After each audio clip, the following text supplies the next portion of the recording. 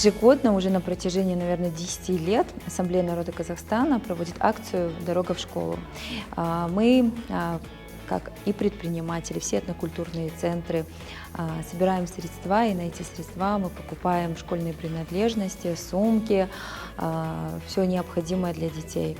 Это многодетные семьи, это дети особенные, да, нуждающиеся семьи. Поэтому мы со своей стороны хотим внести вклад и помощь этим семьям, помочь деткам и отправить детей, да, вот, собрать в школу в такой прекрасный день, чтобы хоть какая-то, да, маленькая помощь им была как бы приятна. Мен төрт баламды бір өзім асырап, өсіріп отырмын.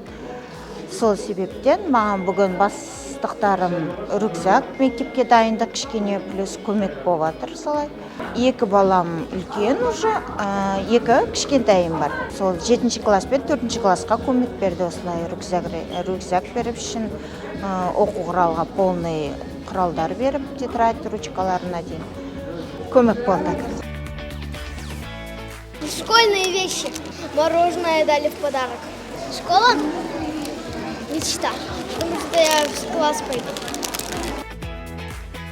В этом месяце по всему Казахстану проходит большая акция. Это республиканская акция «Дорога в школу». Ассамблея народа Казахстана принимает самое активное участие. Сегодня мы видим счастливые глаза наших многодетных мам, детей. И пользуясь этим случаем, хотел бы выразить всем большую благодарность.